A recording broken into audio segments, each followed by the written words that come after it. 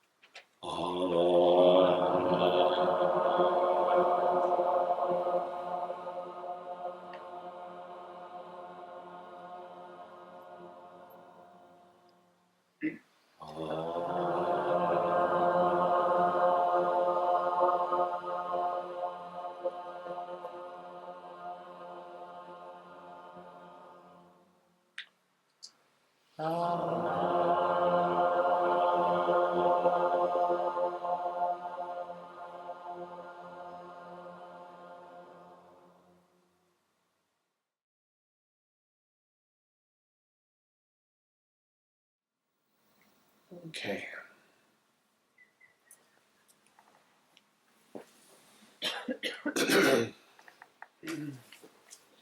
So soon, soon we leave,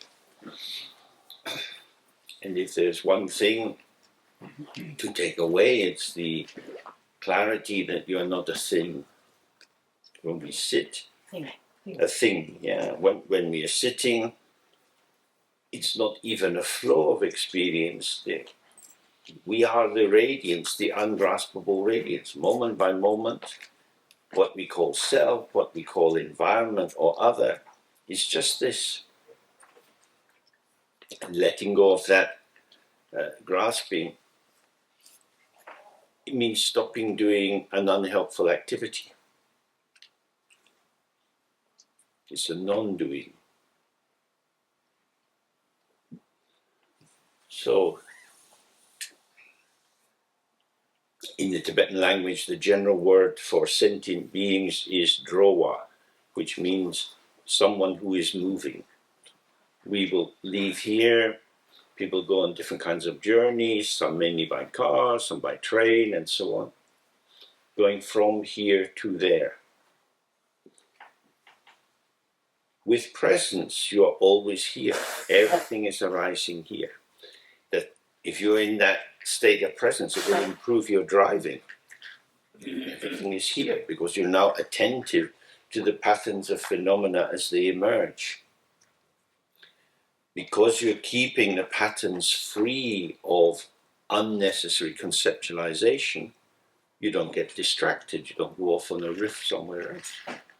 So practice is extremely useful for engaging with the turbulence of life. You're with this, and then you let it go. So you're fresh and fresh and fresh. So, I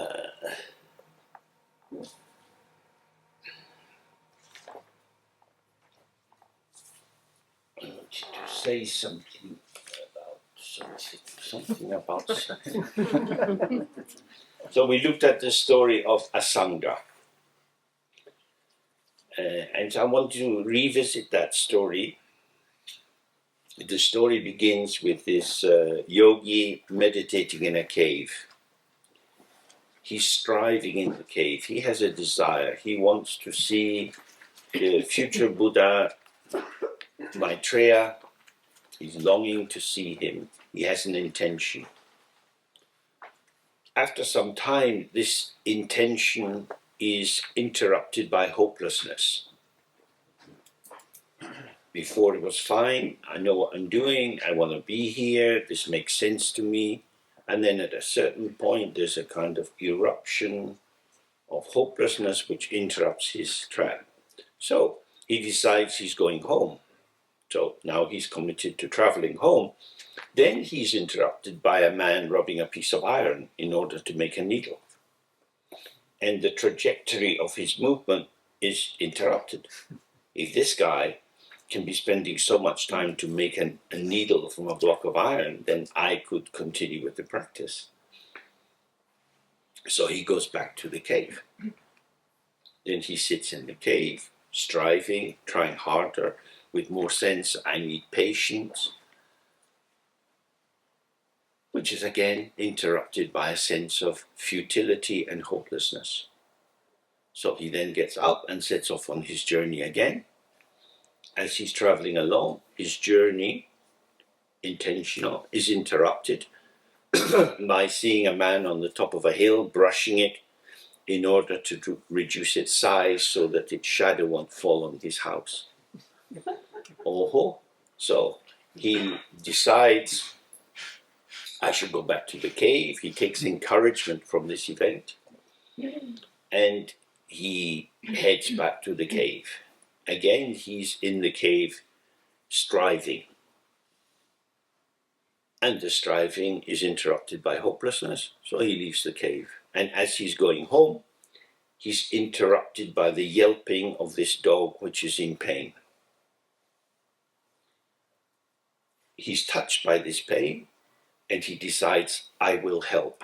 So he thinks, how can he maybe put some healing herbs or something on the wound in the dog's side. But as he gets close to the dog, he sees that the wound is full of maggots. So now he has a more complicated situation.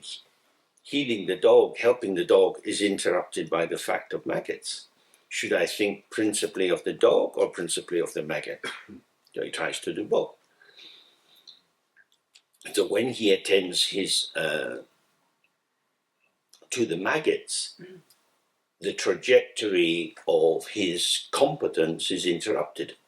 What do I do with the maggots? He gets a little stick, he tries to take them out, but then he sees the maggots don't like that, they don't want to crawl on the stick. Then he licks his finger and puts it down for them, but the maggots don't get on the finger. So his sense of I know what I'm doing is once again being interrupted. But he hears the dog yelping, he knows the wound needs to be helped, and so his sense of himself, as someone limited, is interrupted by the concern for the other. because all his striving beforehand has been a subtle self-reference. I want to get enlightened. I want to see the Buddha Maitreya. I am willing to do what is necessary for that. And now he's taken out of himself by the need, and he becomes a vehicle. He's hollowed out of his self-concern and filled with altruistic concern. And so he closes his eyes in terror and horror and puts out his tongue for the maggots to come onto. And at that moment, he sees Maitreya.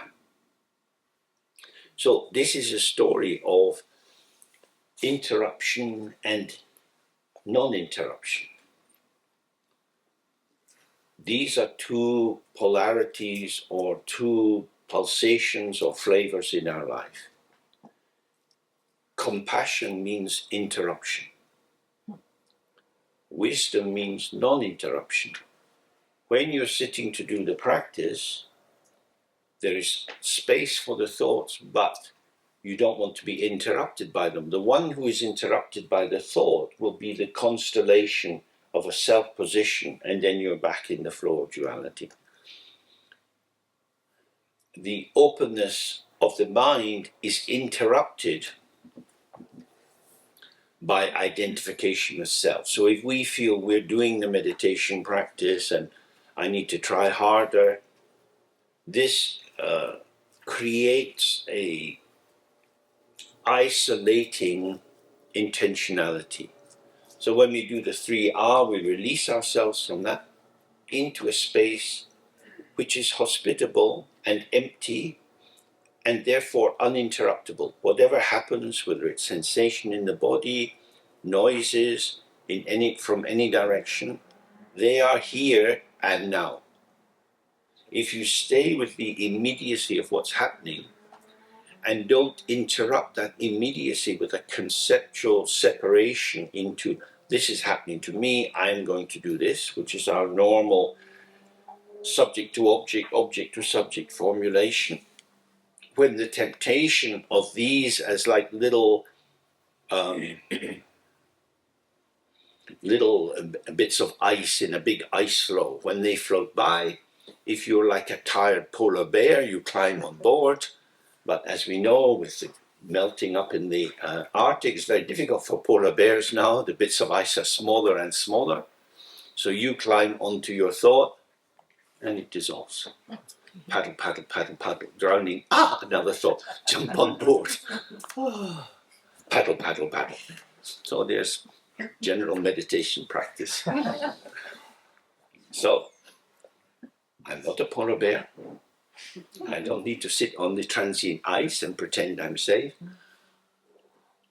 I am the openness within which the radiance manifests in this moment. If the space is uninterrupted by reification, splitting, polarities, and all the things we've looked at, it is inclusive. You don't need to push anything away. You simply have to allow it its virgin purity. It's untouched, uncontaminated.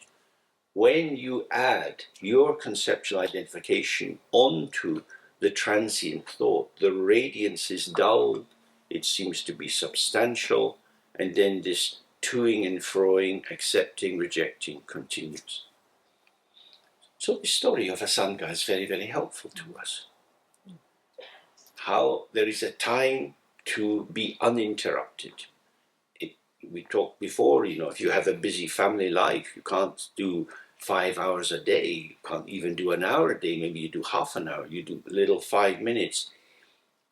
In order to do that,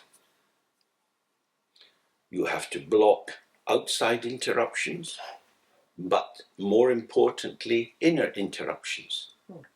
So if the kids are sick, and say you're a man and you want to do your practice, but you know your partner is having to look after the sick kid, you might be sitting in the practice feeling guilty or bad or listening out to what's happening. Give yourself 5 minutes uninterrupted. Do the and just release everything, everything, everything. I'm not a man, I'm not a father, I have no children, I am space. You have 5 minutes of that.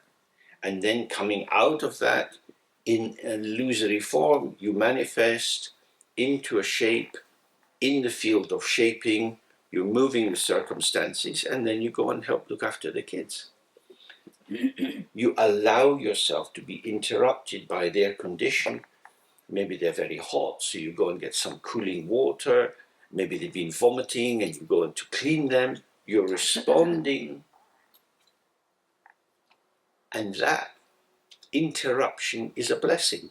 You're taken out of yourself. And the more you can be taken out of yourself, the more connectivity you have. So this is compassion. If you hold yourself apart at the very moment when you need to be connected, this is not very useful. But if you remain in a state of involvement when you need to be apart, that's also not very useful. The key thing is not to put meditation practice and involvement back to back as oppositional. If you resource yourself, if you open yourself to the source, as we've looked, this gives you access to more of your own potential. So when you arise from the practice, you're relaxed, pliable, flexible, and willing to participate because you are a participant. We are always already participating. So it's not a hostile act to ring fence a bit of time for the practice. It's not even a hostile act to be uninterested in your own thoughts.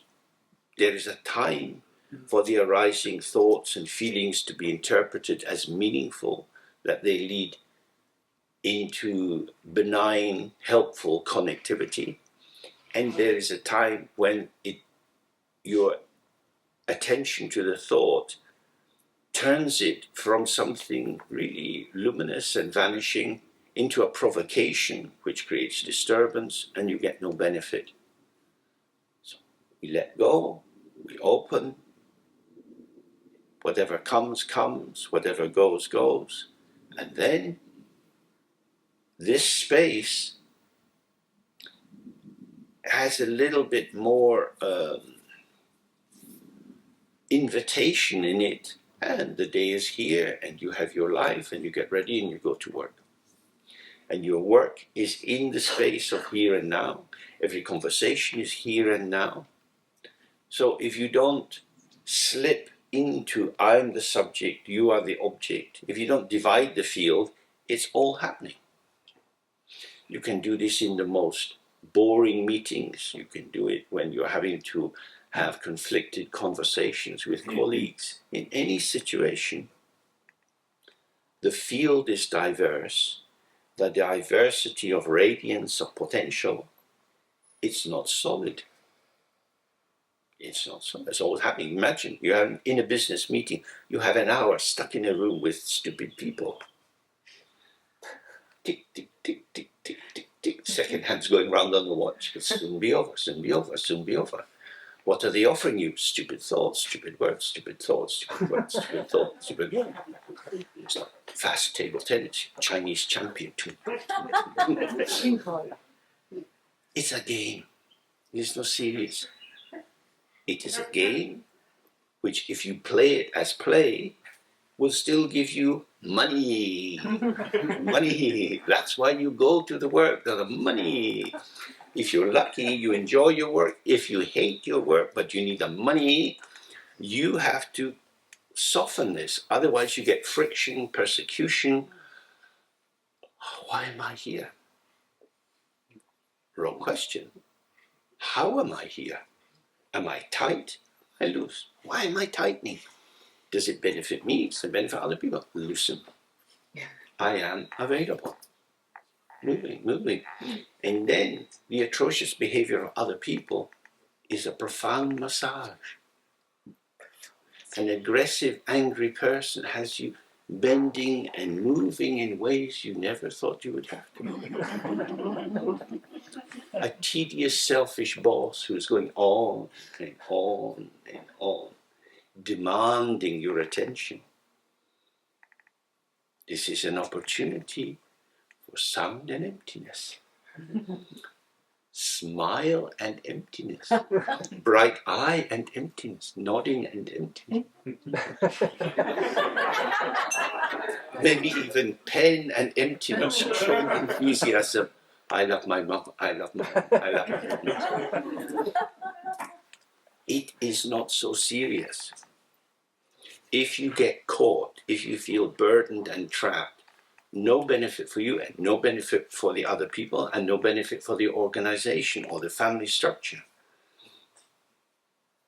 Non-dual means always connected, always moving, but moving in space. So that's how we might proceed a little bit. In order to do that, we have to become aware of the factors which can be persecutory towards us. Many people here, from what I hear, have grown up in families where there was quite a focus on alignment with concepts and beliefs.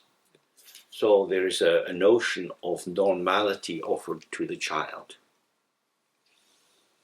And the confusion in this is that the normal becomes seemingly the actual.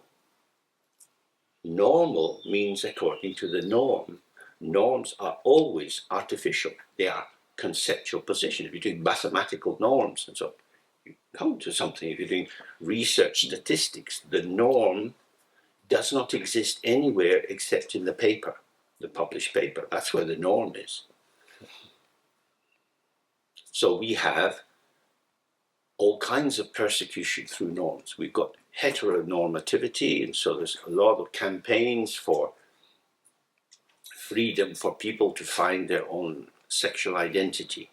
But there's a pressure of heterosexual behavior that's normal and everything else is abnormal. And it takes a long time to change that. We also have new sensitivities to the normalization of whiteness, which then means that people with other skin colors are abnormal. They cannot be at the center, they have to be at the periphery. And therefore, the normalization of whiteness has to be deconstructed.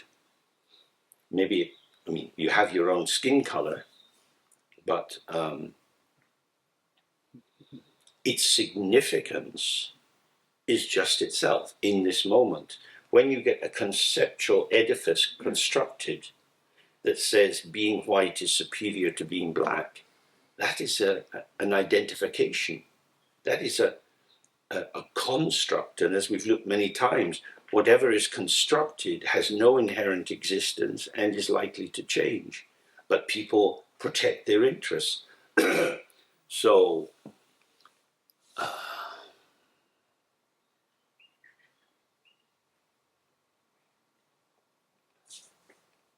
it's not a nice behavior. But when Stalin declared war on the kulaks, on the landowners in Russia,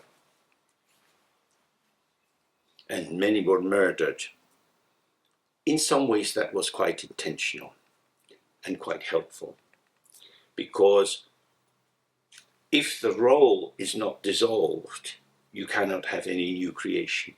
And these communist revolutions and so on, they have been extremely bloody and stupid in many, many ways.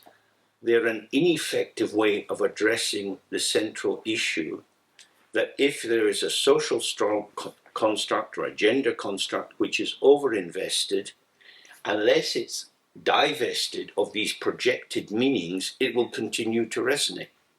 I was reading an article about Afghanistan. There was an interview with a big landowner in Helmand province in the south, and he was saying how when the communists came in, they took a lot of his land, most of his land, and they redistributed it to the peasants. And then when the Mujahideen pushed out the Russians, the landowner went round the villages and said, "My land." And the peasants, frightened little people, because the landowner has a gun and a lot of guys with guns, give the land back. It's like that. because the mental structure of landlordism had not changed. And we see that all over the world in behaviors. If you see you are the radiance of the Dharmakaya, you're not so concerned to have slaves and servants, because you realize it's all impermanent, it's ungraspable. But if you're living in a strongly feudal structure, a very, very polarized structure, you don't want to let go. I am the boss. I am the big man. You have to do what I say. Life is very difficult for people of these. We are very fortunate to live in democracies, troubled democracies, democracies with lots of inefficiencies and inequalities still in them, but there are many other structures which are much, much worse. And the reason that totalitarian regimes are so terrible is that one person or one group's conceptualization is made the norm, which makes everyone else abnormal and inferior. So we constantly in the Mahayana Buddhist approach saying all sentient beings, all sentient beings. All sentient beings have Buddha nature. So there is a fundamental evenness. And then when we experience our own mind, that the structure of our being in the world, our physical body, our emotions and so on, are movements of emptiness, like images in a dream, then there is no basis for the hierarchical organization. It's just a horizontal field of diversity. Many different people, many different activities. When you project inherent existence into other people and you define what the status of that inherent existence is, you limit their life and you also limit yourself, because you're stuck in a world which is solidified. It's a world of ice. You hit the ice, it fragments.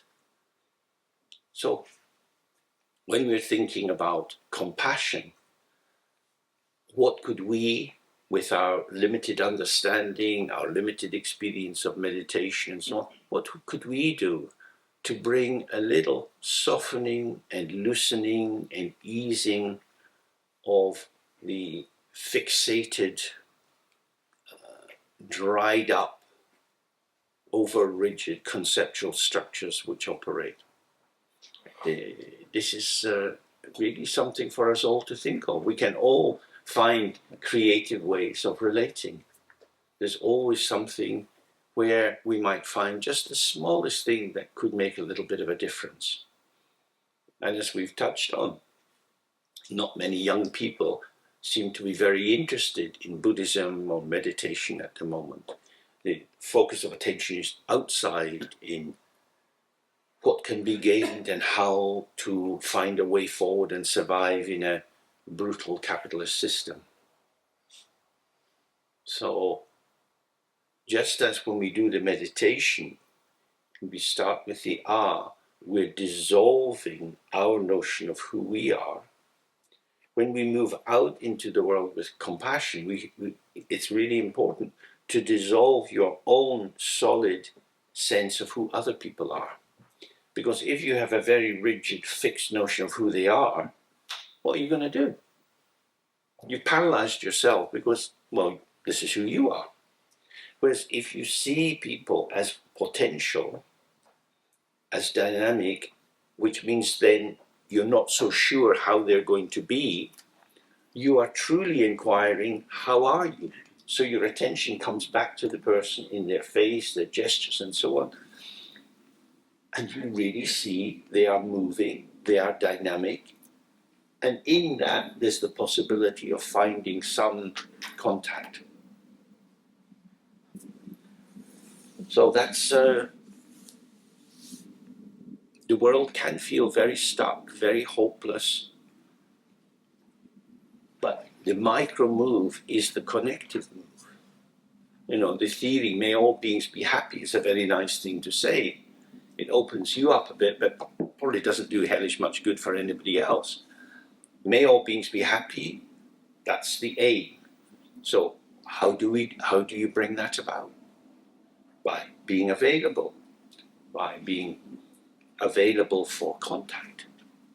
So we've been looking at these two forms of availability. I am available for non-interruption. So that's the meditation moment. I am available, openly available, to not be interrupted by anything. And then you come out into compassion mode. I am available for interruption. Otherwise, the interruption of the other person seems like an attack or a theft of your time or a deviation from your trajectory. How to be available? Available for the ground, which is open and empty. Available for the radiance, which is all at once and diverse. And available for your own participation, which is already connected. Am I here with you, or am I here as me? Because if I'm here as me, I'm starting inside this conceptualized isolation, and then there's a threshold, and then I have a choice, I step over or not. And then usually we have the polarized interpretation. I like you, so I'm willing to step over the threshold and make contact, or if I don't like you, I'm going to stay in here. So that's why these texts always go on about neither accepting nor rejecting. Because the accepting and rejecting arises on the basis of this solidified position. This is me, I'm here, this is my agenda, these are my concerns, and on the basis of this, I see you, I interpret how you are, do you have value for me or not? We're all familiar with this. And it's part of the sadness of our life, that we are so small, that we are so repetitive. So, the Guru Yoga, open and relax, release, allow the free flow, whatever comes, comes, whatever goes, goes. Are there any questions about the practice that you want to get resolved before we come to an end?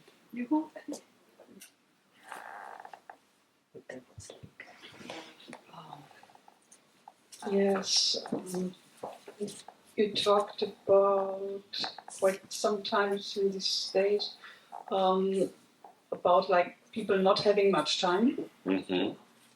Now, what is with the opposite? If you have a lot of time, this seems so easy for those having no time. Like, well, I meditate 3 hours, then I go out and look for needy people, then I do a puja and I do another 3 hours. But well. Not I. And in my personal case, it's also connected with quite a low energy level. So I would ask you for some advice for the practice. So if you have a lot of time and no energy, then you do a lot of low energy in the lot of time. So it's all in Namkhai Norbu, this great Dzogchen master, he always said the starting point is the state of the individual. It's not theory, it's not abstraction, it's not a belief system, it's not a model, it's not the Dharma, it's you. You start with you. Some people have chronic illnesses, some people seem to have limitless amounts of energy. However it is how it is. So that's why we take the vertical axis and we bring it down. Because if you're comparing and contrasting how you are with other people, I'm very tired, other people are like this, other people are like that. I haven't a clue about other people. I am a failed psychotherapist. I have seen many thousands of people in my time, a lot of people in the clinic, in groups and so on. I sit in the room with them and they're talking. Human life is a mystery. How is it that out of all these moments of experience, a particular pattern is created? The big sign of success in therapy is when somebody arrives and they say, oh, the roses are shining in the neighbor's garden. Because at first they arrive saying, oh, life is really difficult for me. You know, my kids, they're doing this and this and this. They've walked down the street. The roses are waving, hi. And the person, no. So availability is everything. So if you have low energy and you don't like surprises and shock, maybe you get some medical surprises and shocks you didn't want. So attention to the small. It could be a simple thing, could be if you have friends, you ask them for their old perfume bottles. And you have 3 or 4 perfumes, and you open the perfume, close your eyes, open the perfume. Not much perfume left, but this is scent. You receive the scent, and then you conceptualize the scent. And then you really smell it again. Has your concept, oh, it's a little bit lemony. Maybe, what's that in the background? Oh, a bit of tone of jasmine. How are you positioned with that in relation to just, oh. Then you see directly, the smell, the scent, didn't need my conclusion, didn't need my opinion. And in fact, I dulled myself by telling the scent what it was. And so it's a gentle, easy encouragement, more receptivity. And you can do the same with flowers or with vegetables, 3 kinds of apples. It's just this, and I say it is. And really, if you directly see, there is no need for my concept, then you have a very direct encouragement to release from the concept and receive more. The more open and empty I am, the more I receive. The more I receive, the richer my life is. And the more I formulate and interpret and plan, the more restricted and diminished my life is. So I think very simple practice like that, which connects you with the world, is much more important than struggling with some Buddhist text. You've got the basic ideas. It's simply gentle reminders. Or if you're having a shower, just changing the temperature slightly. It gets colder. Oh. Make it warmer. Oh. And you just see, oh. Expansive with the warmth, contracted with the cold. I am a relational creature. I am dependent originated, or I am dependent originating. I am not an entity. I am not separate. Just moment by moment, moment by moment. I think that's maybe useful. Any other? Okay.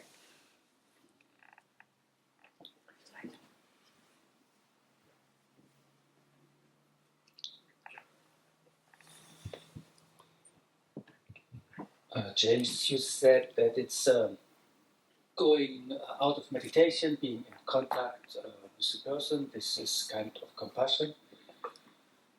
But when I'm like with my partner, like who likes to be worrying a lot and being anxious a lot, this means like open up to the worries and anxiety, yeah, which I don't think is helpful necessarily, but it's, from my experience, it doesn't help very much to say you don't need to worry, because that's what it's there, worrying, yeah, because of whatever. I could get ill, and so on and so on. So there is always the question of a balance, yeah. Not, of course, I try to lift up the worrying, yeah. Like you don't need to worry because, but then it's often not very helpful, and then it takes me busy also starting to worry or not to worry, but at least to have to listen to this and so on, and getting occupied by this. So I don't see this is very helpful, but it's also it's not very helpful, and it's very difficult to be there of help, yeah, in this situation. I don't know if you read Asterix and Obelix. They were always worried about the Romans. But in the background, the big worry was the sky was going to fall on their head. So there are actual provocations, and there's this worried constellation. So usually the nature of the worry and anxiety is about the not yet come, the maybe, the perhaps. So that is a particular twist of creativity. The life energy which could imagine all sorts of things, that creativity of imagining disasters could be turned into a poem or a play in which you imagine characters doing different things. But when you imagine for yourself, this could come, and you're so believing of your own imagination that it becomes almost predictive, then you get the anxious vibration. So for both worry and anxiety, you need these two polarities of subject and object. Something will happen to me. I will make a mistake. Whatever that particular semantic content would be, the basic structure is duality. So the key thing then, if you're with somebody who is anxious, is to be in non-duality. You hear what they say, you're attentive to the fact that they're saying it, but you don't take it as seriously as they do. There's no point in trying to help them not do that, because usually hyper-anxious people don't do that. You can do, not usually in a relationship, but if somebody's deeply obsessive-compulsive, often the way out of that is to profoundly block them doing what they do. But you need to usually have a team of people to do that.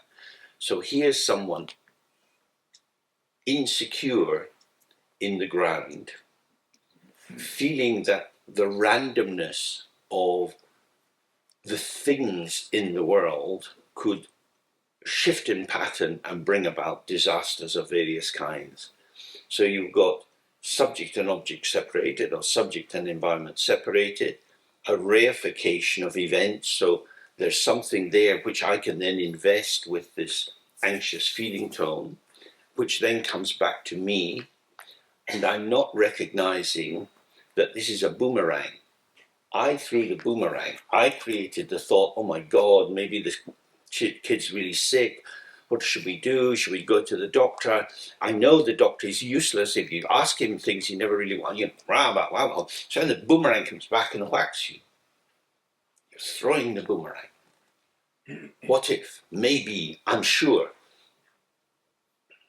they're persecuted by themselves. If they don't recognize they're throwing the boomerang, if they think, no, I have an accurate perception of the actuality of the case, and you are indifferent and blasé and don't give a damn, and so there's something wrong with you, you should be as concerned as me because I see the truth. Depends on the dynamic. Again and again, all we can do is relax, take it easy. It's quite difficult because there's often a pull for confirmation. You get it a lot with anxious mums, especially with the first child. There's something wrong with the child, and the shoes up there, and you need mum. You need the mother's mum. You need the grandmother. You need someone who, maybe no doubt with ambivalent feelings, but who could be trusted and who remains calm. Seen it before. These things happen. It looks bad. It's just a rash. It's not measles, just a little rash. Because they can see what kind of rash it is, whereas the anxious mum is immediately speculating something terrible is there. So in a sense, the function is to become grandma. Really, seen it before? These things happen. I'm not insulting you or rejecting your perception, but there is no need to react. The world is full of anxieties. There are lots and lots of things, in a sense, to be worried about. But worry is unproductive thought. The sad fact for warriors is worry doesn't solve problems, worry makes problems. But if you are a worrier, you think that your worrying will solve the problem. So there's a structural misapprehension. And so I'm doing what's necessary. I'm struggling to make sense of this. Actually, you're making nonsense of this. You're inventing something which is not there. And that's the nature of the worry. I'm sure you have experienced directly.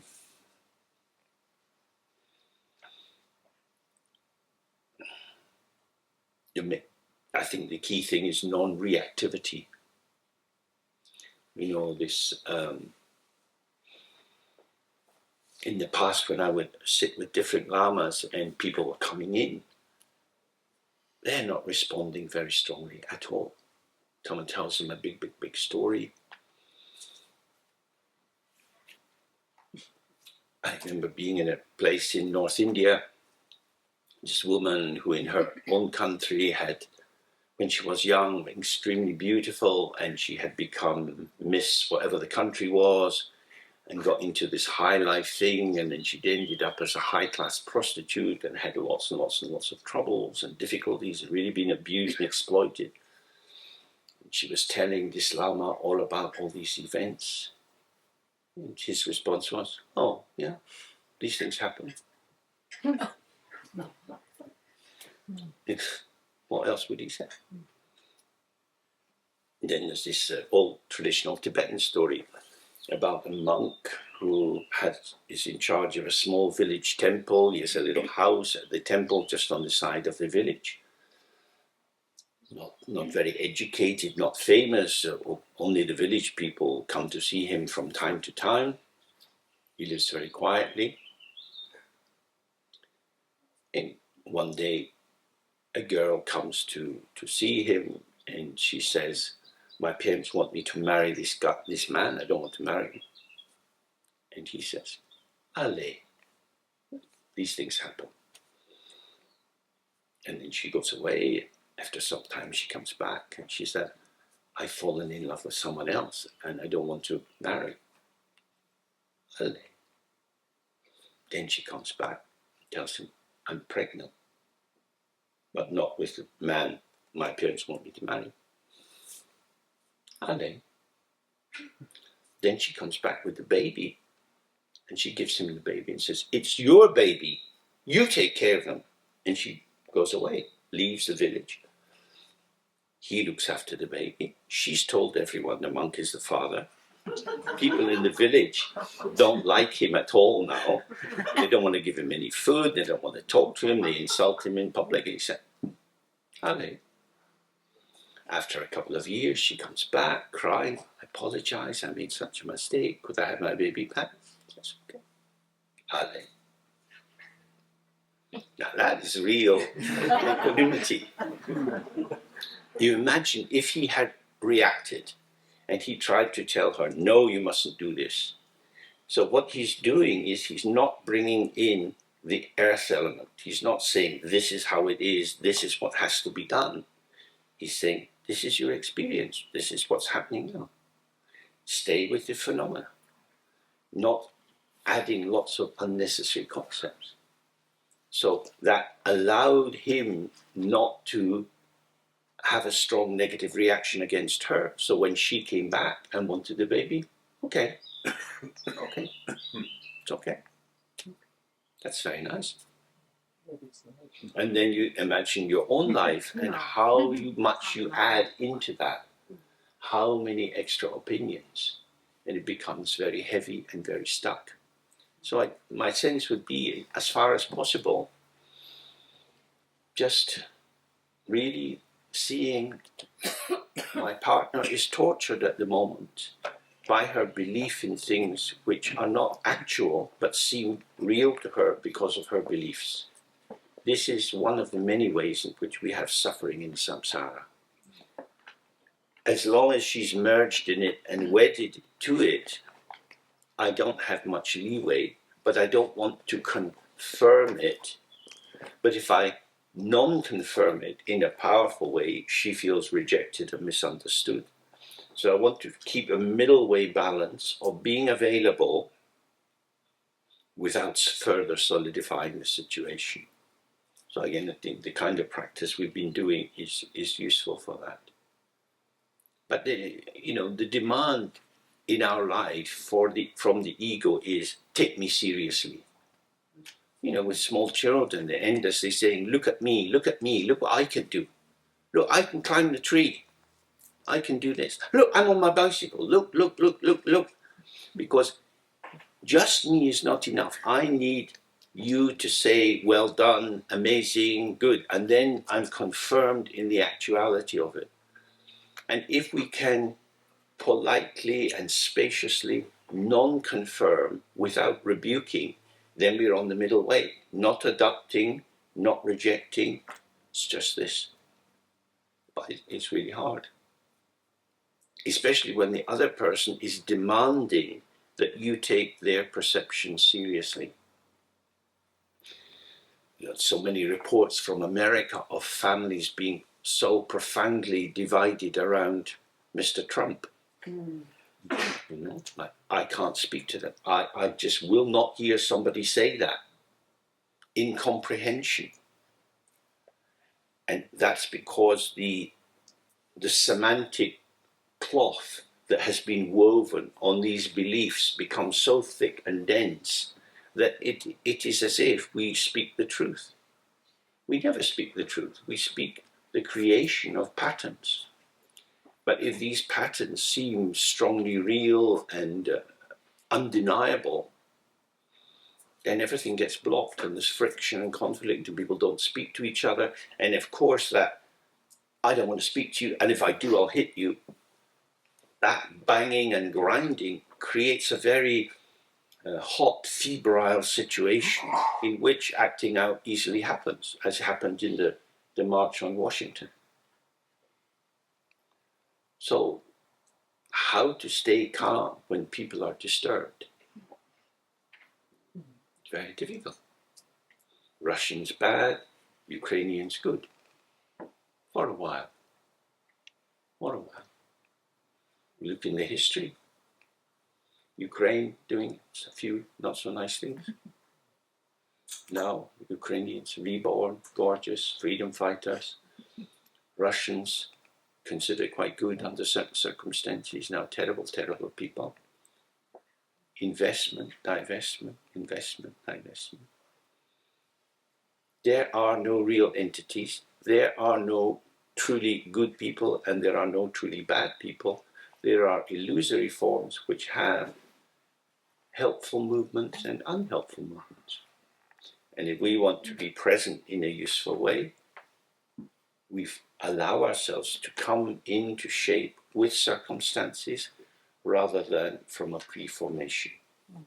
It's the pre-forming of ourselves with our beliefs, assumptions, dogmatic positions. That's where the conflict comes. So, can I have plasticity such that I take a close position to the other without colluding, without becoming a supporter of their delusion? That's really hard. It's really hard.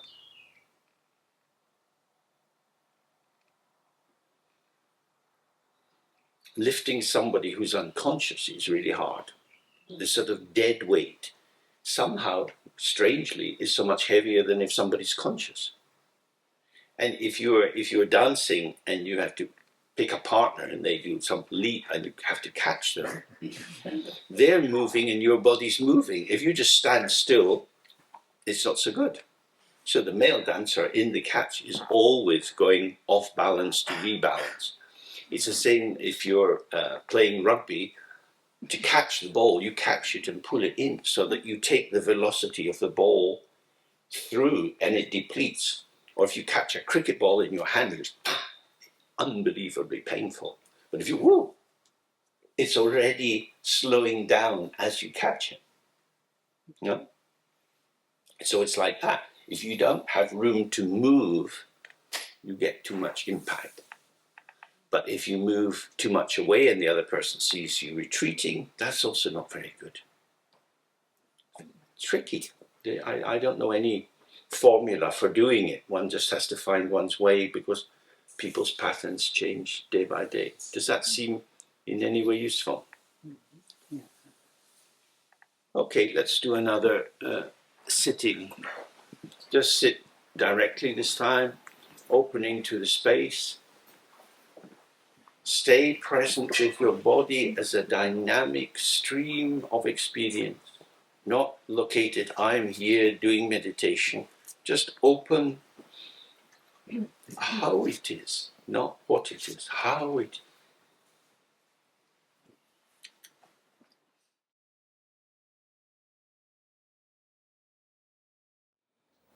Okay, so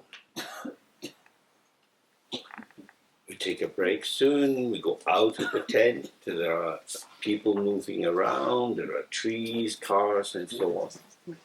We see movement, we see birds flying across the sky, concepts arise in our minds, thoughts, interpretations, and they are moving. So the intermingling of movement generates patterns.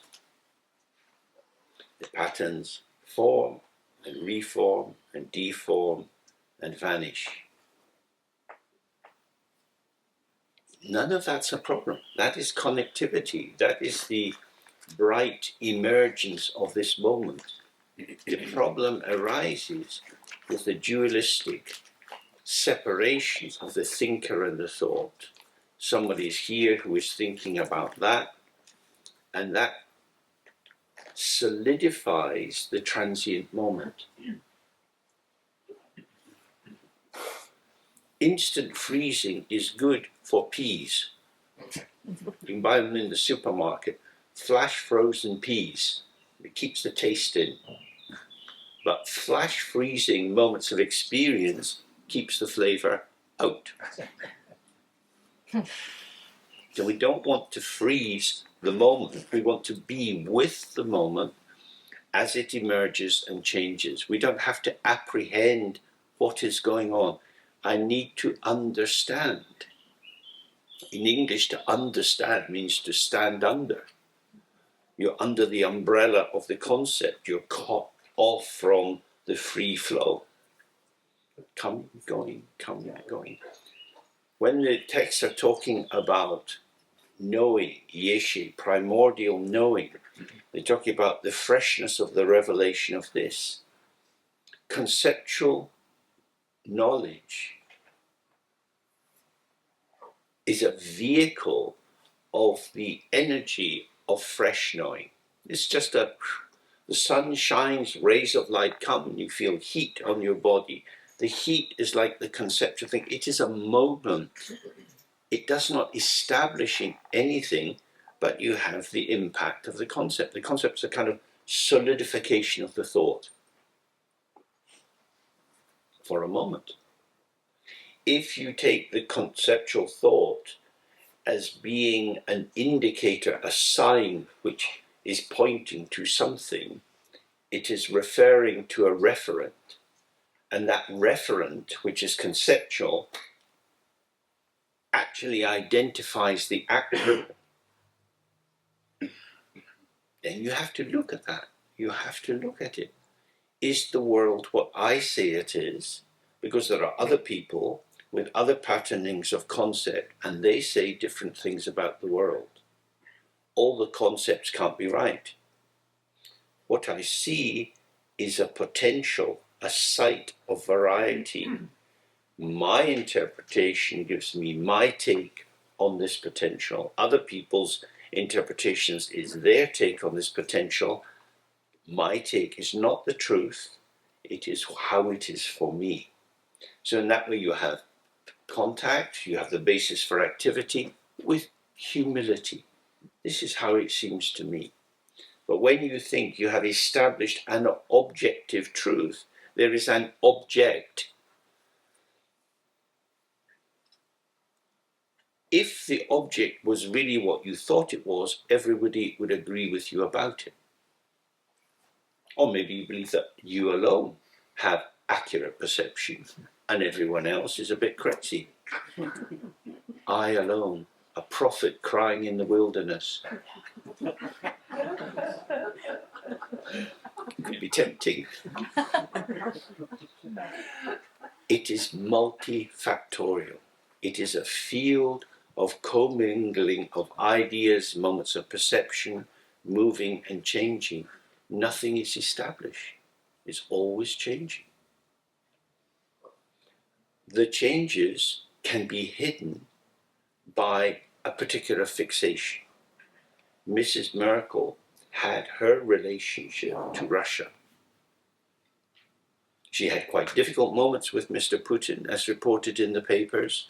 He was quite unkind with the dogs and so on. But nonetheless, she, with her background, had felt she had some understanding. That's gone.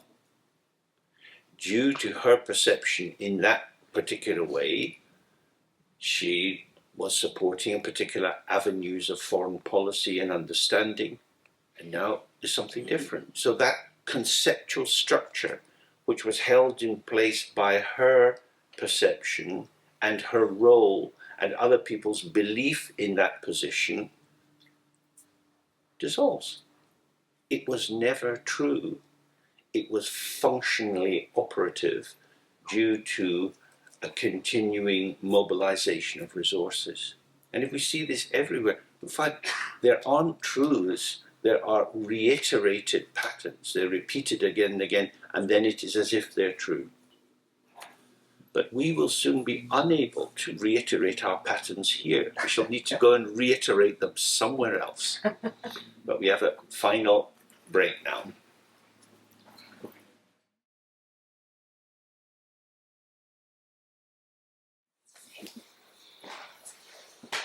Okay, so we have the view, the meditation, the activity, and the result. In both Mahamudra and in Dzogchen, the view is the most important, because if you really see how to see without looking for something, but you simply see and you relieve seeing of the burden of seeing something so that you're just seeing, then what you see is the openness that is in every situation. So as the ground, you see the energy. Is there some kind of echo? Yes. Do you hear that? Yeah. You hear it? Yeah, I do. We of the not dead yet society. I turn it a bit down. So it's still quite sibilant. It's catching this. Yeah.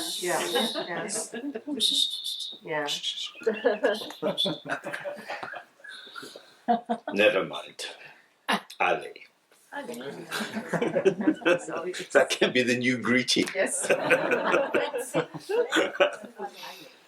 So, with the openness, everything is within the openness. When we see from the position of I am looking at that, it's different. This is just the difference between freedom and encapsulation, from being locked in the burden of having to make sense of everything.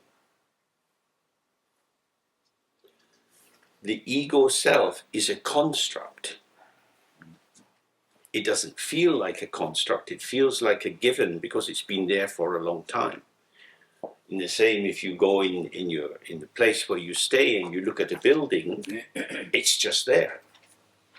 And then you look a little closer, and whether it's made of brick or stone, one piece was put on another and another and another. It is a construct which you take as a given. So when you see this is your own personality, your history, I appear like this as a constructed interpretation of my potential. And the more you can just loosen that up, it's not that you don't have to formulate yourself for others. People require some degree of object constancy in order to relate to us. But this is a dynamic pattern rather than a fixed entity. If I asked you to go outside and push a parked car, okay, you can take the brake off, that will make it easier, but you have to push the parked car. It's quite hard. If the car was outside on the slope and you take off the brake and it starts to move, then pushing it is much easier. Moving the moving is easier than moving the still or the fixed. So from the point of view that we've been looking at, everything which arises is moving. Yet we say, I'm stuck. How can you be stuck when you're moving? How is this possible?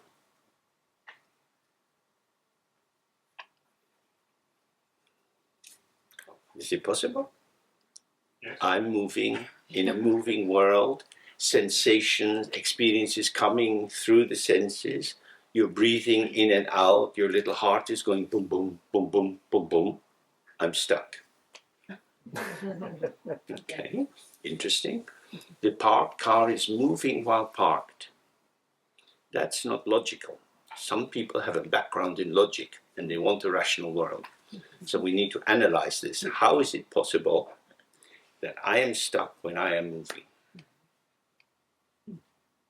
You're not stuck. You're just blind. Blind to the fact that you're moving. Everything is moving. The field is interconnected and you are moving. Sometimes the moves are micro moves. Sometimes they're big, generous moves. But we are always in movement. That's what we see when we sit for the practice. Thoughts arise and pass, feelings, sensation in the body, sounds outside, color shift outside, a butterfly goes over the tent, you see the shadow on the roof.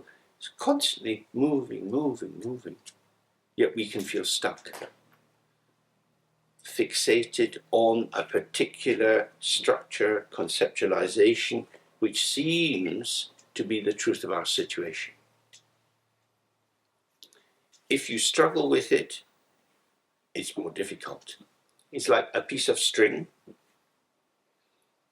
has a knot in it. You want to get rid of the knot, but the only way you know to get rid of knots is to pull both ends very tight. So that's like sinking and worrying and being anxious. The knot is just becoming more difficult. I don't know what to do with this string. It's ruined. It's got a knot in it. So you take your eye and you start at one end of the string and you go along the string, and then you string goes into the knot, and then the string goes around the knot, and then the string comes out of the knot. The string is intact, undivided, all connected with the knot. The string is freely itself with the knot. We are free with our lives, with the many things which tie us in knots, the condensations, the difficulties of our existence with parents or children or work or whatever. We get knotted, we get tied in knots. The knot is in the string. The string is not damaged by the knot. The integrity of the string is there with the knot. Stay with the integrity and the knot is not very important. Fixate on the knot as something other than the string. Where are you? The string is moving in nice patterns. We call it a knot. It's just a pattern of the string. So it's saying some feelings, sensations, memories arise for you. Stay with the movement. You are intact. Focus on the knot. And you come back to the knot again and again and again, and you lose the sense of the string. The medium of life is openness. The bright medium of light is the potential, which is all that is arising in the moment. Within that we move according to the patterning of our potential in relation to the potential of the environment. Two essentially inseparable potentials, but with some difference. Finding the movement in the movement, as the movement, you're always with the string. If you fixate, if you lock, then you get stuck and then you're knotted. There are no knots. When people are worried, when they're moving towards suicide, when they're feeling hopeless, you're pulling the string. The knot's getting tighter. The string has its patterns. They're patterns of the intact string. So some people get sick, some people's sense organs don't work so well, some people are profoundly unhappy, some people are very rich and have easy lives. Whatever kind of shaping arises with the string is the string is the string. So from this point of view, if you open to the ground, you see the continuity is the connectivity of all things. They are connected in space as movements within space. They are not other than space. If we forget the ground space, we've just got stuff. The stuff has no truth except our belief, our deluded belief that the world is composed of separate entities. So this is the heart of what we've been looking at. We'll just look briefly at one last section from this book. There is so much in this book which is very, very rich. So this is, if you've got the English version, it's page 28, the first part of section 4, presenting the situational result. Which author? This is Virupa, I think. Yeah, Virupa. Virupa, right towards the end, 4, part 1. Or part 1 of 4. And 4 is the fourth part of part B. B, part 4, subsection 1. Okay, so he says, being free of both an object to be seen and one who sees, differentiation is liberated where it is. That doesn't mean it's all homogenized. There is the unique specificity of each color, each shape, as allowed to show, as free to show itself. But when this is conceptualized as something, so I'm looking at someone in the front row here, I see them. The focus on them decontextualizes them. Having seen them as someone, I can now think about them. So I become the one who sees something. The object is extrapolated, is separated from its context, and I am separated from my participation in the entire field. If this doesn't happen, Virupa is saying, differentiation is liberated where it is. Differentiation is seeing the richness of the perceptual field, including the momentary arising and passing of the conceptual field, seeing the variety of this as being insubstantial and beyond reference. Whatever you say about it is a gesture of engagement, but it never actually captures the real thing. So in that sense, the differentiation that arises when you engage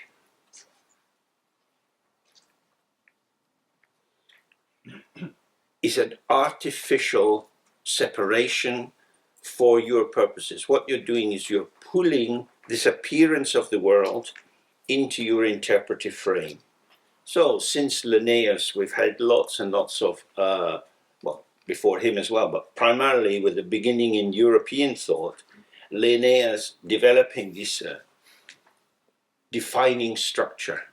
So you define different kinds of plants, different kinds of material things in the world, different kinds of illnesses. These diagnostic schemas, which purport to find real things, they add value for humans who want to have power over something. The actuality that we engage with is always just this. The interpretation which is made establishes meaning. It doesn't establish inherent existence. So, in England, we have many, we have this bird called a thrush, and there are different kinds of thrush. There's a song thrush, a brown thrush, and so on. Ornithologists and people who are studying bird behavior pay a lot of attention to what different thrushes do. It's a bird. Even without saying it's a bird, it's a shapy thing that goes. Even without having that sense, it's a moment in the field. The more you add your interpretation into it, the more the difference between the different kinds of thrush. They take on an isolated separation. What's really important is to notice the difference between the different kinds of thrush. These are very significant if you want to be able to identify different kinds of thrush. Okay, interesting. My schema tells the truth. In psychiatry, this never ever works. Psychiatry is a fool's game. Diagnosis in psychiatry is just a laugh. Diagnosis with certain kinds of illnesses is very precise. But of course, the disease is in a body. And so the intervention on the body depends. So there in Britain now, because there's a big waiting list for operations, particularly hip operations for the joints, knee operations, the surgeons are becoming more precise. They say, if you don't lose 15 kilos, I will not operate. I could operate, but we have a waiting list. Thinner people are more deserving of the operation. Interesting notion of ethics. They deserve it because they're thin. But if you have a metabolism which allows weight to be accumulated very easily, and someone else has a metabolism that somehow has the weight falling off, even if they walk half a kilometer, is one person better than another? Within the frame of the surgeon. Because excess weight, cutting through the fat and all the rest of it, recovery times tend to be longer and there's more dangers in the operation. So, is the surgeon's decision in the interest of all patients or some patients? Is it a rational analysis? Does it have to do with waiting lists and money? Or does it also have to do with the surgeon's reputation? No one has died under my knife. Many surgeons are proud of that. So if you are likely to die, go somewhere else. I have a colleague in the next valley, specialist in your condition. Go away. It's interpretation. It's interpretation. It's not fixed. It's interpretation. Due to causes and conditions, profound clinical decisions are made. In the vectors, as these vectors of potential interpretation arrive and move together, generating patterns applicable to the moment. So in some countries, like in America, where it's a lot about insurance, if you don't have insurance, you don't get seen. You just don't get seen. You're dying, that's sad, you don't have any money, so you'll have to die. The people out on the street in terrible conditions, all kind of charities that go around at night with little things handing out medication. So that's not a rational system of healthcare. So this is what he's saying, is the formulation of the object and the formulation of the subject is artificial, and the differentiation which arises on the basis of this is conceptual and contingent and not inherent. And therefore it dissolves when you see this is a game of artifice, this is invention. Eliminating the one who does the practice, there is freedom from all striving at accomplishment. We're all here, the ones doing the practice. How do we eliminate ourselves? By dissolving, like when we do the Guru, into the 3R. Practice is occurring, but no one is practicing. The thought arises, I'm doing the practice. It's a very sticky thought, and it hooks in bits of sensation, bits of memory, bits of plan, and you formulate the sense, here I am, sitting doing the practice. That's a construct. Who is doing the practice? Presence is doing the practice. If you're not present, it's not happening. What is presence? It's a illumination. It's the showing of how it is, not what it is. When you have a what, I am doing the practice doesn't go very well. So he's saying, if you're striving for accomplishment, your tilt will be the future. You now have a game plan that you're implementing, abstracted, up in the air. If you live in your body is somewhere. That is the lived phenomenological field. And within that, nobody's doing it. It is manifesting, and part of the manifesting field is the concept, I'm doing it. That is not outside looking in with a clear eye, this is what's happening. It is a mode of participation. That is how delusion gets into the party. Is there a place at the party for delusion? Once upon a time, long, long ago, there was a kingdom. The king and the queen had been together for some years, but they had no child. Then one day, the queen announced, I think I'm having a baby. Celebrations, planning, going ahead. The baby comes. It's a girl, a princess.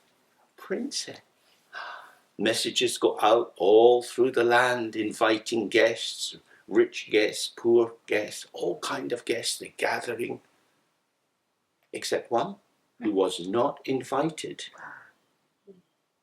The witch. We don't want her. No. Party starts, and the witch turns up. The witch is a bitch. Which witch bitch? This one, the troublemaker. And she's pissed off. You invited all these people and not me? Because you have a special girl? Let me give her a blessing. When she is 16 years of age, she will prick her finger on the spindle and fall asleep for 1,000 years. And so it came to pass. We don't have time for the full story. But it points to what Freud would call the return of the repressed. If you try to keep something uninvited, it will come in.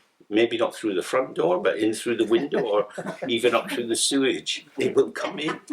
So here it's saying, don't block conceptual interpretation.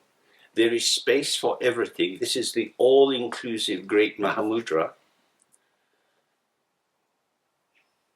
Reification comes in, but it has nothing to catch. You don't need to block it at the door. If it comes in, there's nothing to catch. It just goes out again. Stay with the open ground, and you don't need to go into micromanagement and blocking and antidotes, because that busyness will be dualistic. So, not having a notion of accomplishment, staying at home in the practice as the interplay of factors in the field, all of which are unborn, then it's easier. Discarding the result that can be gained, one is liberated from all hopes and fears. When you get a result, you arrive somewhere.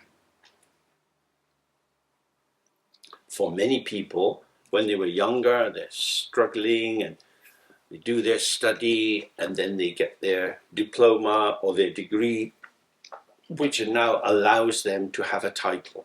And they are a school teacher or an engineer, or they're going to work in a shop or manage something. They have got the entitlement to have an identity, and now they have that identity. But it may well be that the pleasure of that identity doesn't last very long. You get tired and bored of being the person you have become, because that is not who you are. That is a performative activity which generates the second order affirmation of this is who you are, but it's not who you are. Who are you? You're here. You're just here. You are a fresh presence in a moving field. No, I'm an engineer.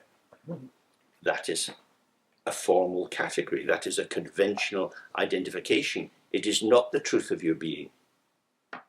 In times of economic difficulty, you may be anxious about changing your career, but when you start to have multiple careers working in different ways, you start to see all of these were vehicles or pathways for the expression of my potential.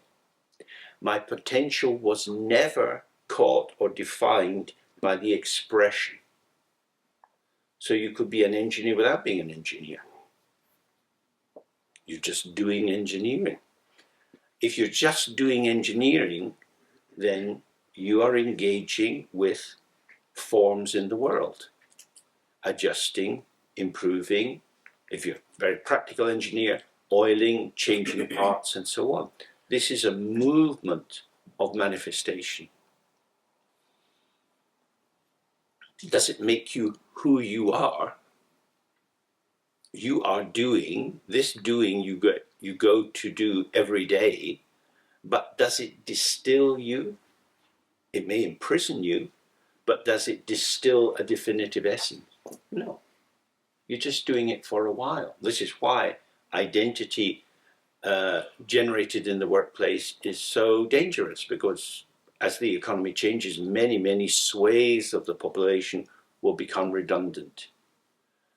And if they were educated for one small pathway, moving into other pathways may be very difficult. And their own conviction of their identity becomes a blinding of them to their own potential. But how could I do that? I'm this. You have to stop this to do that. No, but I am this. I'm just a frustrated, angry, unemployed this. Can't I get a job as this? No, we don't do this anymore. You have to be that. I don't want to be that. Being this was meant so much to me. Do we have to do that? How could I? This happened with the coal miners. It's happening in many occupations. So what he's saying here is that when you arrive at a goal, the joyous castle, the palace on the mountain may well turn into a prison, because you are fresh, always fresh. The freshness never ceases. So, if you get rid of the notion of the result, one is liberated from all hopes and fears, because it's about being here. Ale. Life arises, and I'm alive, and this is my life. My life is a pulsation of proactive and reactive. And sometimes the shaping of my life arises due to circumstances, and sometimes the shaping of my life emerges from what would appear to be my will to power, my shaping instinct, for a while, and then, because we have to pulsate. And if that pulsation is lost, then you have a difficulty. And what allows the pulsation is to be free of hopes and fears. If the pulsation is linked to the immediacy of the phenomena, it has neither excess nor lack. But when you have an intention that you're aiming for, you have an arousal, maybe a cranked up arousal, and that very easily gives rise to excess of investment, lack of security, because it's a construct, it's not a given. So I think he's saying, having extirpated the ego self, that means taking it out by the root.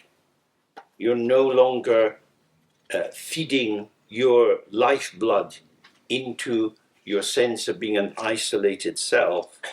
One is victorious in the battle with the Mara demons. That is to say, the ego has to protect itself because the ego is territorial. The ego is concerned with location and duration. As a self, we are always somewhere, in particular, for some period of time. When this seeming fixity is removed and you realize that your participation in the field is patterning, so you don't become amorphous and chaotic, you have patterning, but the patterning is dynamically unfolding. You're not locating a reference point as I, me, myself. The reference point is the point of contact. Co-emergence is where you abide in this moment. The vectors come together, they move together, and it's like this, like this, and like this, and like this. One of the factors which has always been around here has been artificial linear time. So tick tock, we have 56 minutes left. Tick tock, tick tock, tick tock. This is entirely artificial, but our sense of timing is located in clock time. There are many other times. Because of the demon force of clock time, our circadian rhythms are often very, very disturbed, and people then don't sleep well, and you have all kind of health upsets because you act against the organismic time of the body in relation to the environment. So artificiality imposed is a problem. The advantage of watch time or clock time is that it gives the ego a frame of reference where it can say, I'm going to do this for this amount of time. Mm-hmm. It gives you a point, and then you can measure extension in time or extension in space. I need to know where I am. That's not so bad.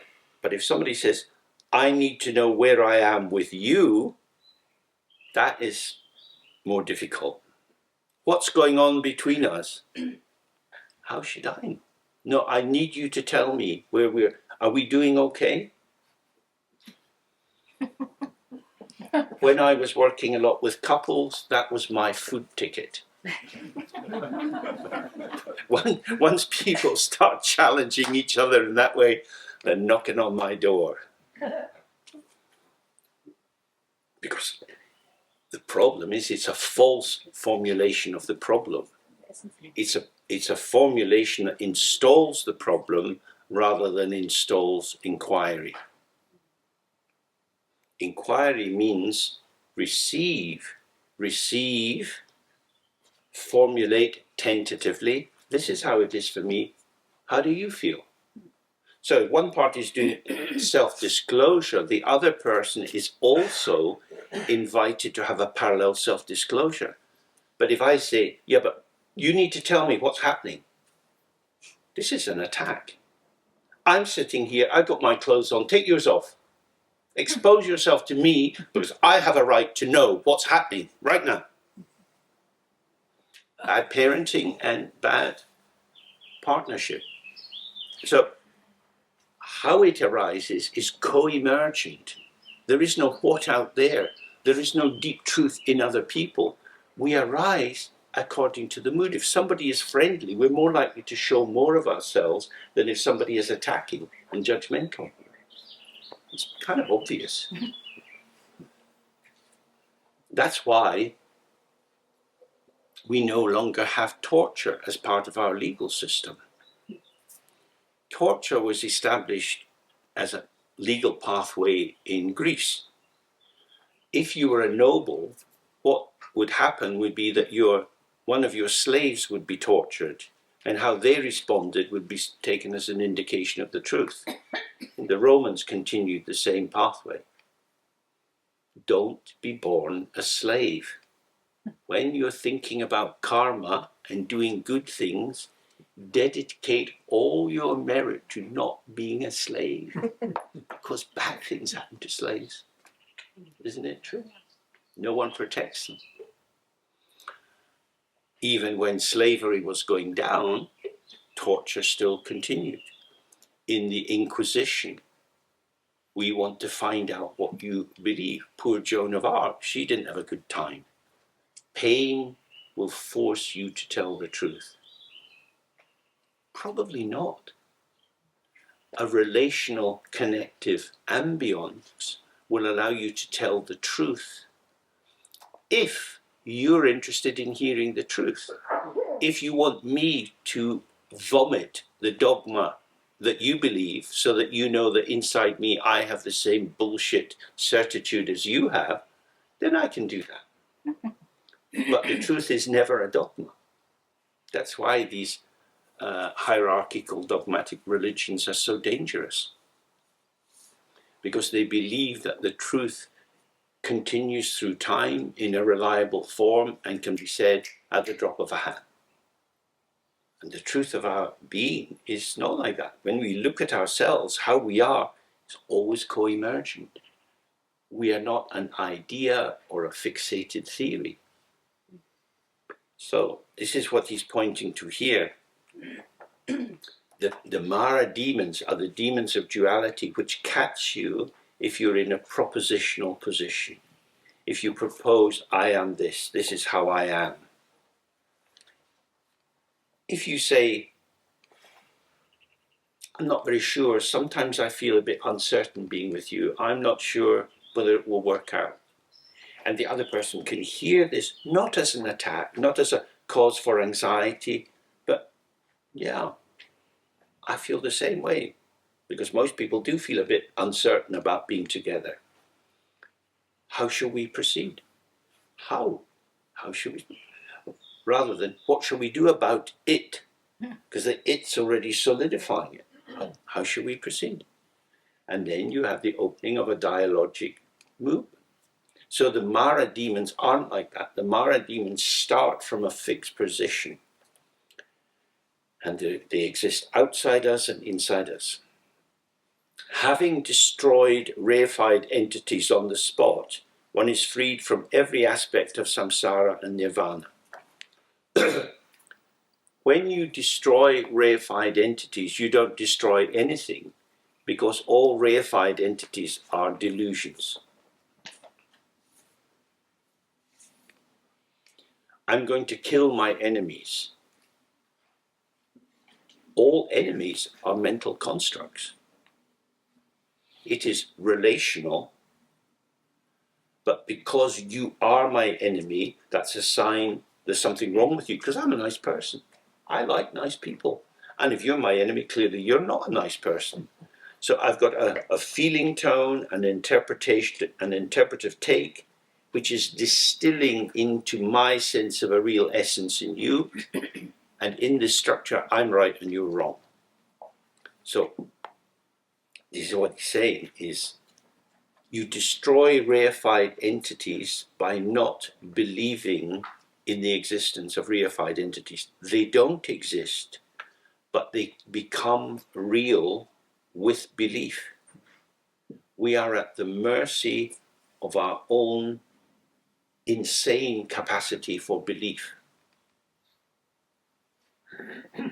I don't know in Germany, but in England, maybe 15 years ago, there was a big campaign, don't buy cars that run on petrol, get diesel cars, they're better for the environment. Then there was more research that said actually diesel cars are not any better, in fact they're worse. We also had campaigns in the 1960s, butter is bad for your health, eat margarine. Then they do more investigation, long-term health impact of eating margarine, actually butter's pretty good. These are belief systems and they're presented as truth, public health announcement on the basis of the data collected so far. It's never the whole circle, it's a moving thing. So,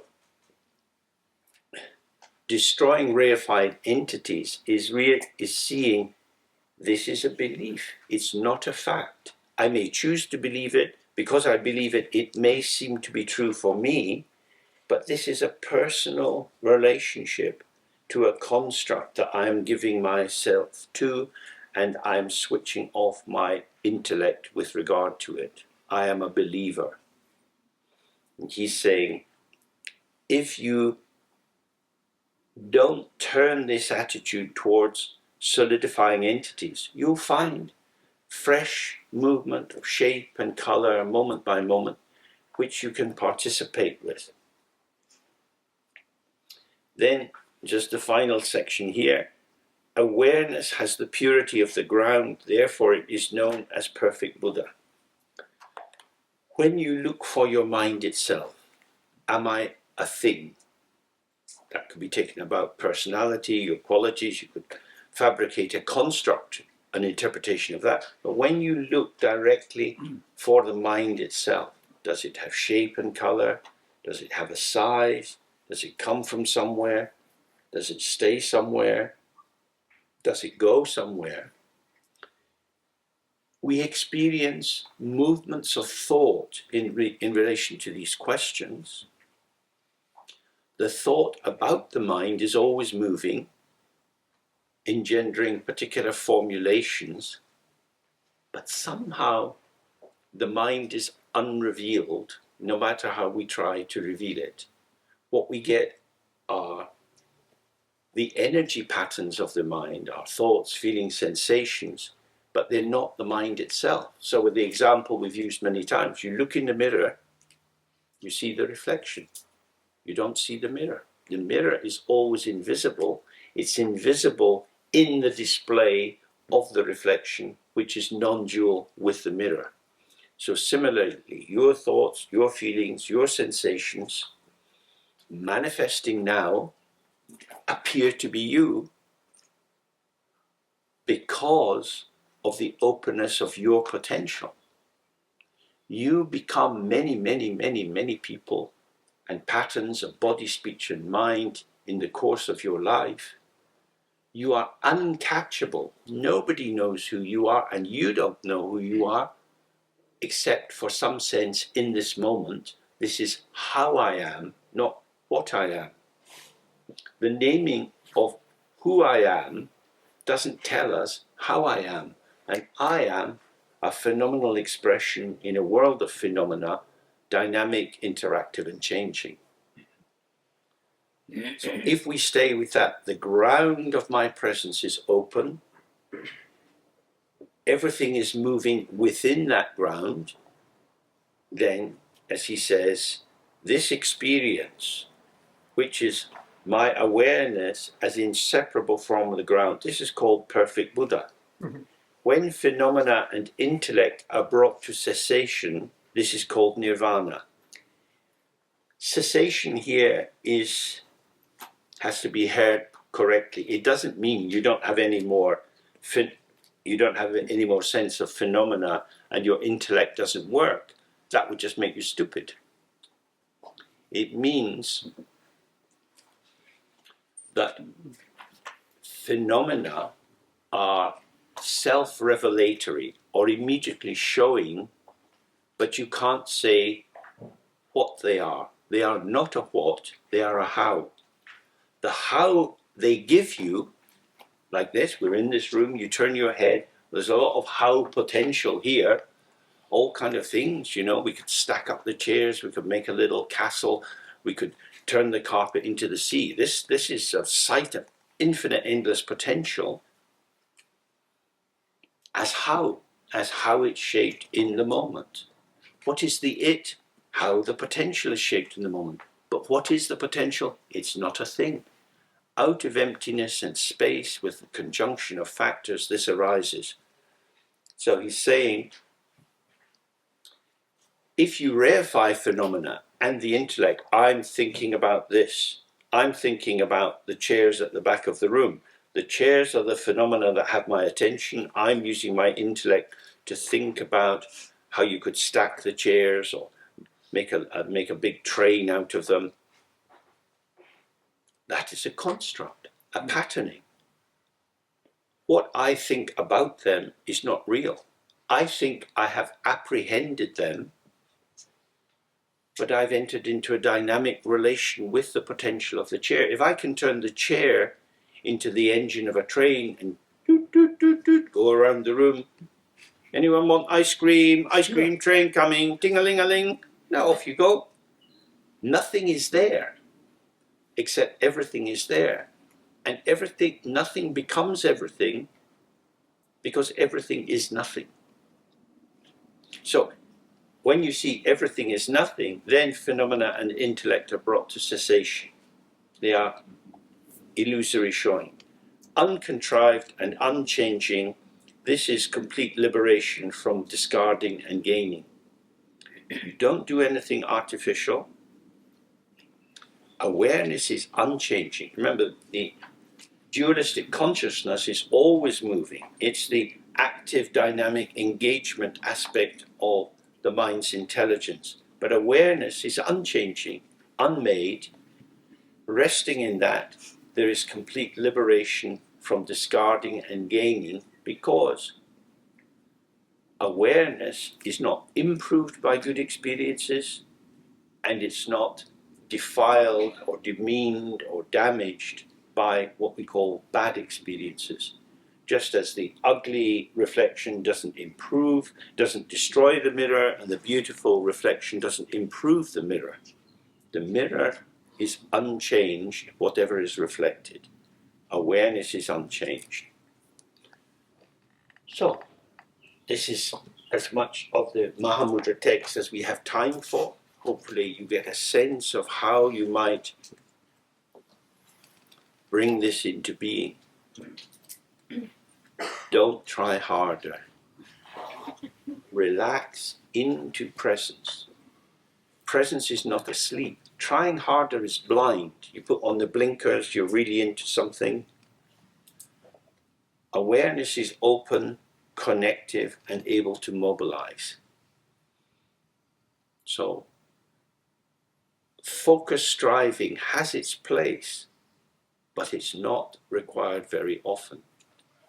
Being part of what is going on, participating with the people, allows fruitful conjunction, fruitful engagement, and co-emergence. Do less, enjoy more, help others. You help others if you enjoy life, because you are directly demonstrating it's not so bad. It's not so bad. There is always something to enjoy. Always. What does enjoy mean? The joy arises as the sensation of connectivity. From this point of view, pain is also enjoyment. Not in a masochistic way, but it is sensation. Would you rather have nothing than something? Complete oblivion, wipe out, never again, any experience? Well, you have this experience. What is this experience? It's this, but I don't like it. When you say I don't like it, is there actually an it for you not to like? Does it remain the same moment by moment under all circumstances? Look again and again. Can you find anything fixed and enduring in your life stream? There is no it. There is this pattern of emergence. When we have that, then we can open to what's there. You can open to anxiety, sorrow, pain, failure, misery, loneliness. These are the colors on my palette. Homage to Cézanne, homage to Rembrandt. If we were to go to their studios and bring their palettes, their bit of wood with their paint on it, and look at them, they're not the same. Both are painters, both are great painters, but both had different relations with the patterning of color.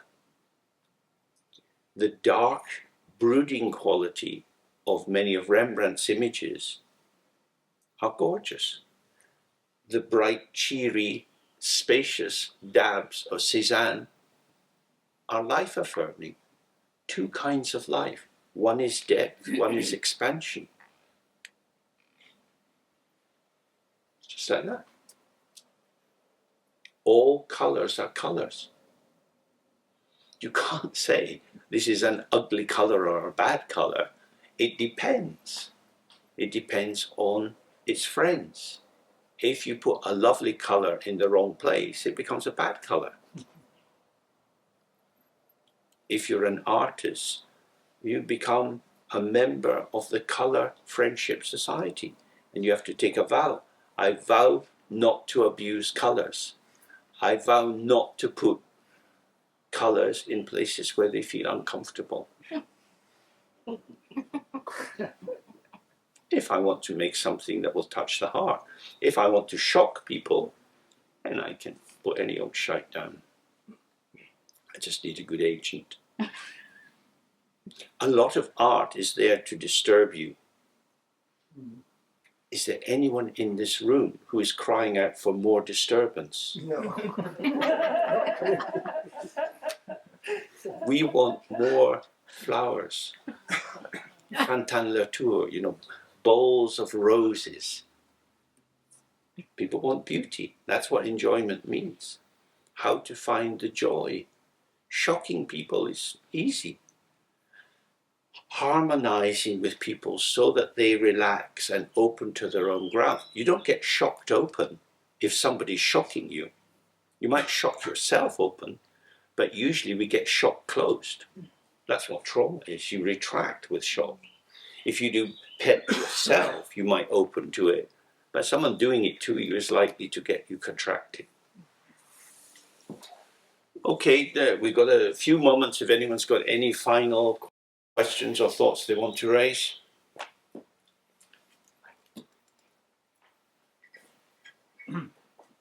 Wonderful.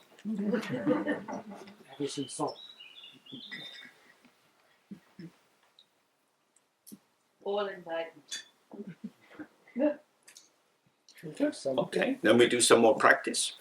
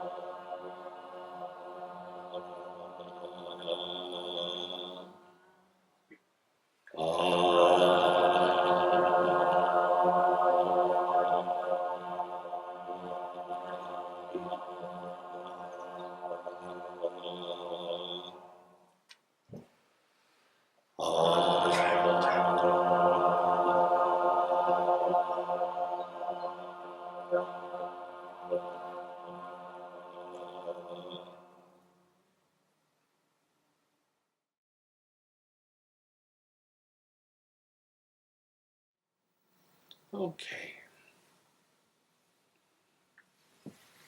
So, from all our study and practice together, according to the tradition, we accumulate merit, which is a resource which we can use in a worldly sense to improve our chances when we die of being born in a God realm or some safe place.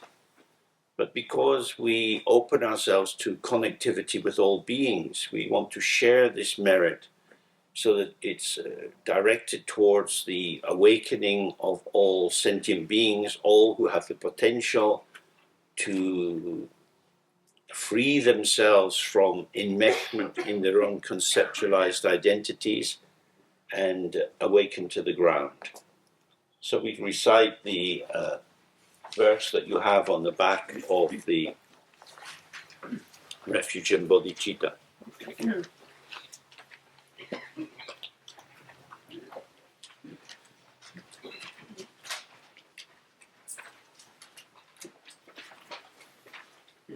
Gewandien Guten da Emma June Truptione Rochi Chama Dei Sara Kepa.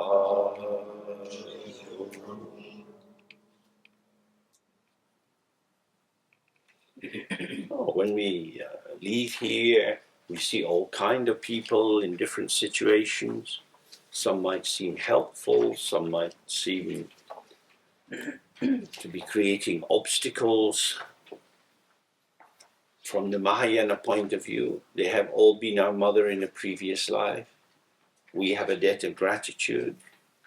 So we should start with that. Hello, hello mother. And then respond. If you start from your ego position, judging them, are you helping me or harming me, you very quickly narrow down and get into an entanglement.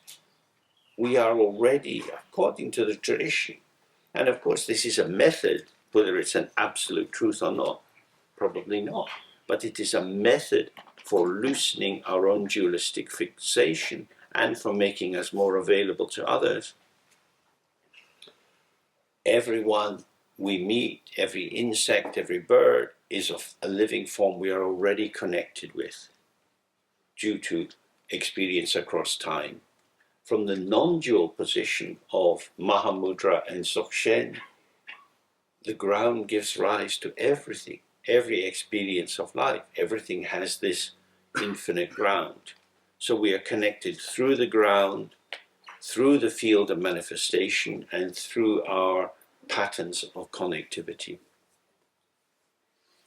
So we should always do our best to create helpful pathways of connectivity, not too hungry and devouring, not too fearful or angry and rejecting, but finding ways of responding that maintain connectivity. As we see, this is so vital at this time when hostility is just around the corner. Hate comes in very, very easily. People want to identify the enemy, and the enemy is always somebody else. What he's just been describing is, if you awaken to your own ground, all the enemy structures, the people perceived as the enemy, this dissolves. The Mara demons, Mara here is duality. The idea, you are other than me, I am better than you, I should have what you have. It's complete delusion. It's complete delusion. We're going to die. We're going to die. Why would we want to live in such a rough, aggressive way? Connectivity is beauty. When you relax and open, you hear the bird sounds. You see the shimmering shadows and shapes in the world. Open, receive more, offer more. Receive more, offer more. This is the pulsation of connectivity. But when we solidify it, we get tied in knots. So wisdom and compassion always are moving together. Well, our time starts to come to an end. We will have for those who wish, there'll be a video recording that will go up on the website. That's been put together and will be edited a bit by Rainer, so great thanks to him. It's very great that he's kept his attention on the task, and this is now a resource. We also have an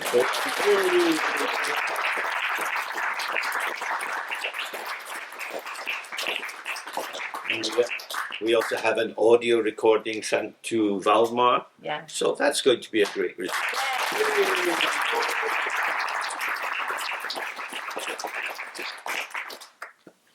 And these kind of situations go, they provide a basis for people who are not here to come into the connectivity with it, which is important. We've also enjoyed the hospitality of this place, and it's been made easy by people in the organizing committee, some of whom I'm not conscious of, but I'm certainly conscious of Rainer and what he's done in terms of the testing and so on. It's a very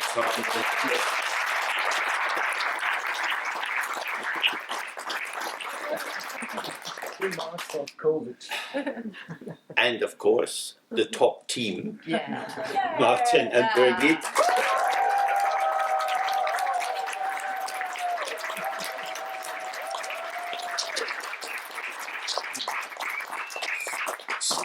Ceaseless energy on behalf of others, really very quiet, very invisible, but making sure that there was enough food for people who never had enough food and that all problems could be overcome. So we really see the benefits of heartfelt participation. Yeah. It's like the true medicine that cures all ill. So we take this as an example and we bring this quality up in ourselves. Everything can flow beautifully. So this is the end of our time here. I think. But it's not the end of thanking. We bought a little box of cookies. And this is the gratitude of all the people here for your precious being here, being sweet and simplicity.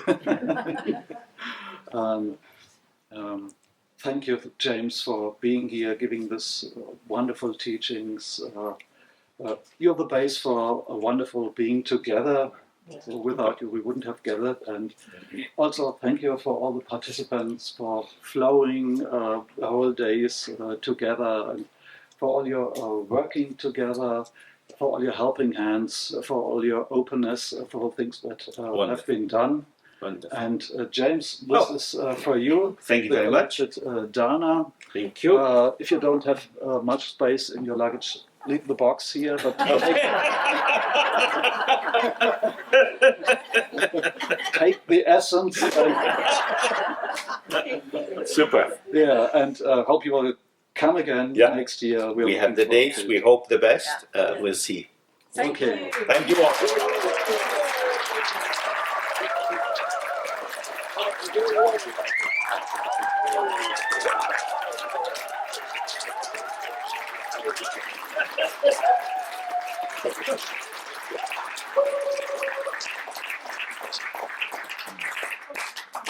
Thank you.